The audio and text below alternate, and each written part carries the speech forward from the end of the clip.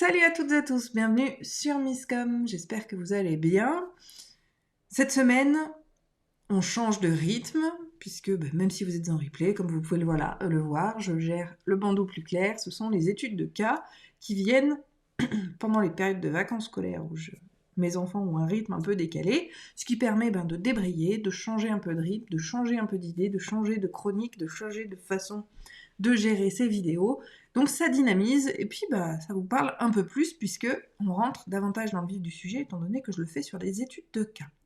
Et pour rappel, si ça vous interpelle, si vous voulez que je fasse des études de cas concernant votre situation, je vous invite à m'écrire en commentaire, en message privé sur Facebook, sur la page Misscom ou le profil Claire Négrier qui ont la même photo d'avatar, ou encore par mail à claire@misscom.fr pour me raconter un petit peu vos histoires et que je puisse en faire les études de cas pour les prochaines vidéos pendant les vacances, quelle que soit l'année, enfin le moment de l'année. Sur ce, on attaque tout de suite, mais pour tous ceux qui me découvriraient dans cette vidéo, salut à tous, je suis Claire Négrier, aka Misscom, et depuis 2017, depuis début 2018 surtout, je vous partage des vidéos sur la communication et le marketing pour que vous puissiez intégrer l'importance de l'existence de cette compétence dans le développement de votre entreprise, que vous soyez entrepreneur, start-up, TPE, PME. Et bien évidemment, côté professionnel, je vous accompagne de la stratégie à la création des outils, en passant par l'univers de marque, la création de l'identité, et bien évidemment pour finir par la formation, pour que vous ayez les compétences nécessaires au développement de votre entreprise par le biais du marketing et de la com. Voilà, bon, longue intro, mais c'est pas grave. Donc aujourd'hui, on voit la notion de réseaux sociaux pour les coachs et thérapeutes. Ce que je vois beaucoup, et c'est vrai que c'est souvent, vous allez me dire, c'est souvent que je fais des vidéos pour cette cible-là, eh bien c'est simplement parce qu'elle représente à peu près 90%, 80, soyons pas trop gourmands, 80% de ma clientèle. Donc forcément, j'ai beaucoup plus de sujets à dire sur ce profil-là quand on m'a pas proposé son profil par rapport aux vidéos. Donc forcément, je vais vous parler de ce que je connais le mieux. Et malheureusement, je vois encore aujourd'hui beaucoup trop de monde, et donc de thérapeutes et coachs, etc., qui se mettent sur les réseaux sociaux en espérant gagner en clientèle. Donc il faut déjà remettre en perspective cette notion de réseaux sociaux. Je vous le rappelle, on l'a déjà vu, et je vous trouverez les liens des vidéos associées dans la description de celle du jour. Les réseaux sociaux sont vos relations publiques, d'accord ? C'est ce que tout le monde va pouvoir aller voir de vous par rapport à votre quotidien d'entreprise, par rapport à ce que vous voudrez bien leur montrer.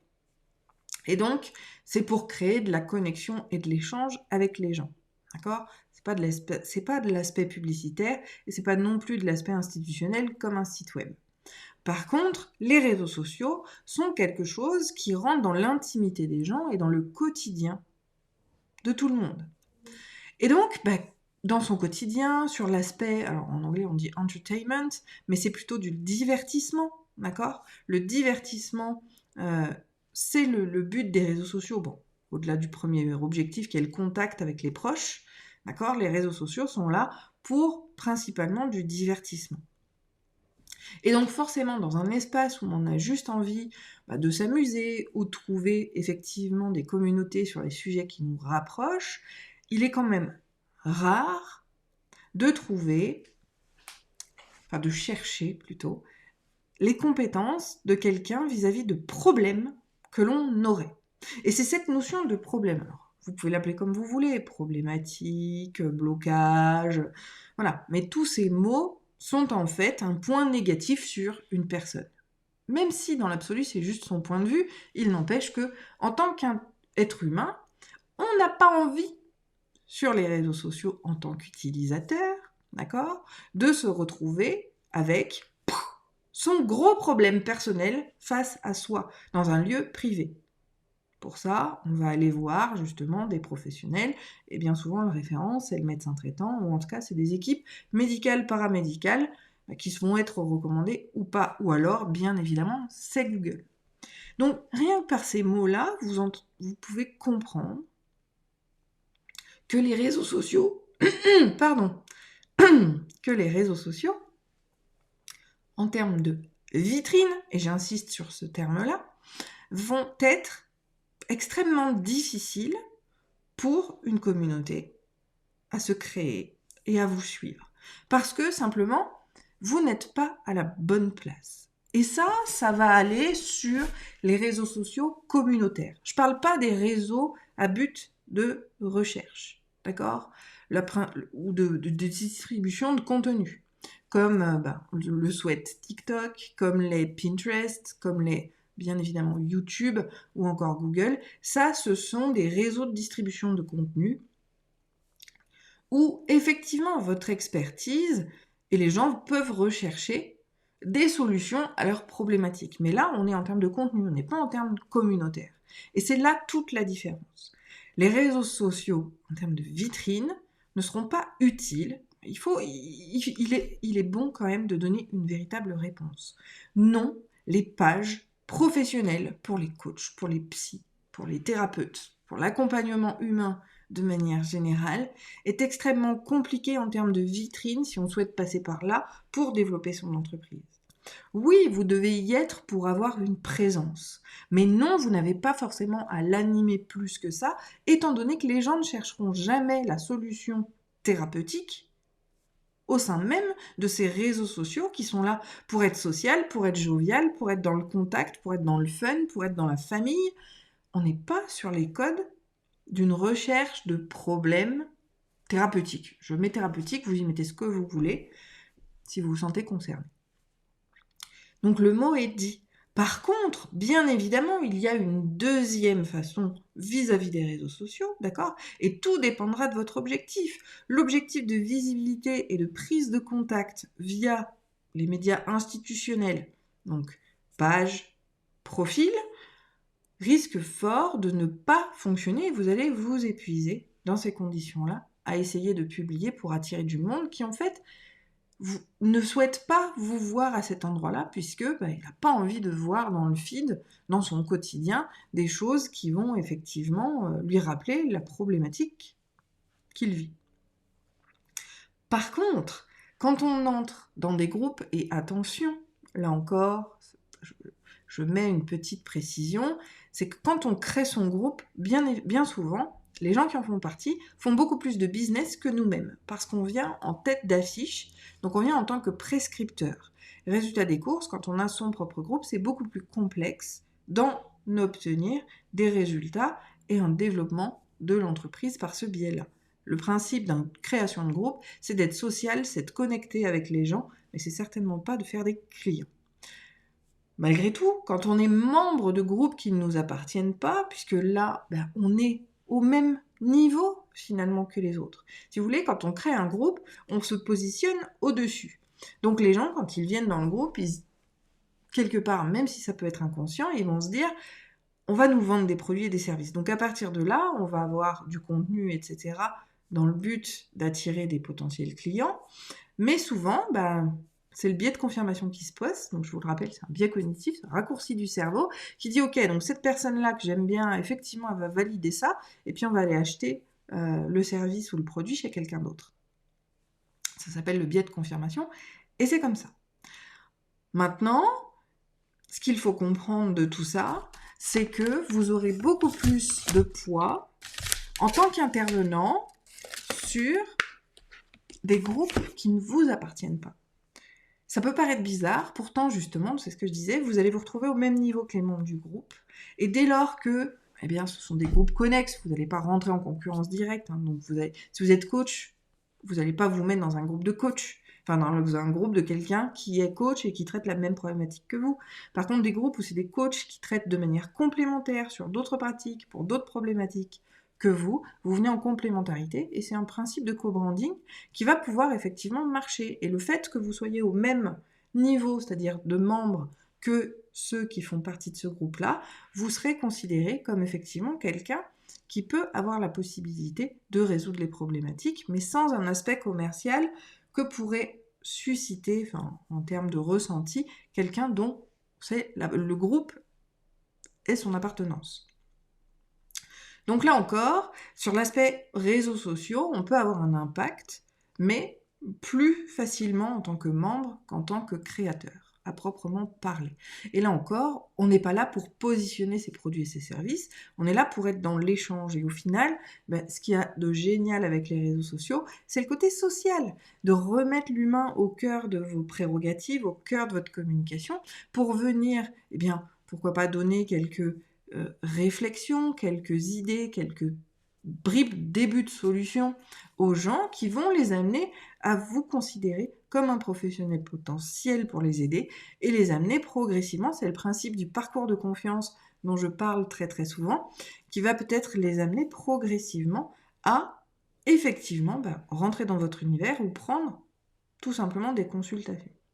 Donc les réseaux sociaux vont être un vecteur de notoriété, vont être un vecteur de crédibilité dès lors que vous allez partager des contenus qui vont effectivement présenter votre expertise, votre façon de faire. Il va vous permettre aussi de connecter avec les personnes. Après, le libre arbitre, on l'a tous. Donc le choix de faire appel à vos services ou non va dépendre des affinités et des valeurs de la personne que vous avez en face. Mais en tout cas, le fait d'être dans l'échange, le fait d'être sociaux, vont vous permettre effectivement d'être mieux considérés. Et puis, en laissant le libre arbitre aux gens, ça va les amener à devenir peut-être des followers, peut-être des inscrits à votre newsletter et in fine des clients. L'avantage, c'est quand on est dans un besoin en particulier, quand on recherche une solution en tant que potentiel patient-client, si on rencontre des gens qui nous semblent effectivement corrects, et si on n'est pas quelqu'un qui mise sur l'aspect géographique, parce que ça, c'est aussi d'une certaine importance, on va forcément aller se référer à ceux que l'on connaît déjà. Mais encore une fois, le secret, c'est le lien. Et sachez qu'en termes de communication institutionnelle, les réseaux sociaux ne seront pas une bonne place. Donc, qu'est-ce que ça veut dire, in fine, tout ça ?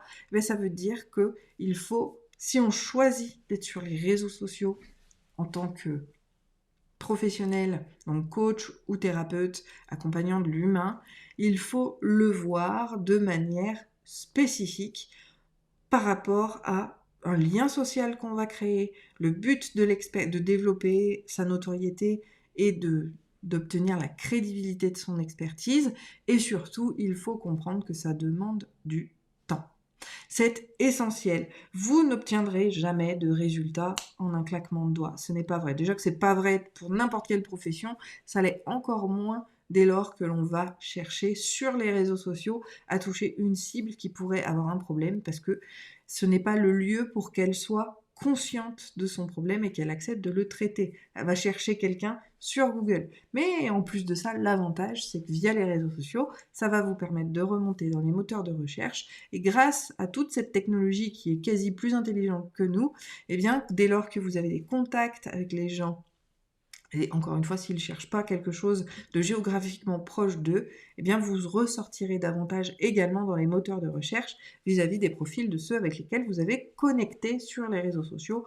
Alors beaucoup moins avec Facebook qui n'est pas spécialement référencé, sauf pour les vidéos, mais sur d'autres types LinkedIn, oui, vous aurez davantage de visibilité grâce à ce support-là, par exemple. Donc les réseaux sociaux, oui, mais n'attendez pas que les réseaux sociaux en utilisation institutionnelle vous amènent plus de choses que l'investissement que vous choisirez de faire au centre de communautés qui seront celles que vous trouverez, dans lesquelles vous pourriez avoir éventuellement les profils des gens que vous pouvez accompagner. Mais toujours, encore une fois, remettre l'humain au cœur vraiment de votre action social media pour pouvoir en tirer le meilleur profit. Mais rappelez-vous que les objectifs de communication ne sont jamais celles de l'acquisition client qui lui est commerciale, mais bien celui de développer votre expertise et éventuellement votre communauté, qui ne sera pas forcément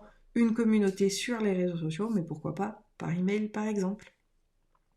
Voilà, si ça vous parle, n'hésitez pas à mettre un pouce en l'air à cette vidéo. Si vous avez toute question, toute réflexion par rapport à ça, ou même des retours d'expérience, combien vous avez-vous pu avoir ou trouver, quelles sont les astuces que vous avez pu trouver, vous êtes là aussi pour échanger en commentaire entre vous. Et puis à moi d'y rajouter mon petit grain de sel quand je trouve ça opportun et que j'ai quelque chose à rajouter pour vous faciliter un petit peu votre présence sur les médias sociaux. Je vous dis Bon appétit, bonne journée. On se retrouve demain pour un nouveau sujet, puisque aujourd'hui, cette semaine, on va essayer de faire une étude de cas par jour, donc lundi, mardi et jeudi.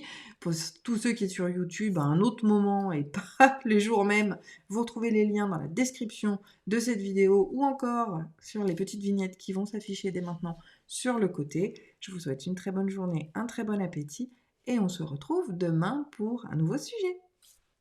À bientôt!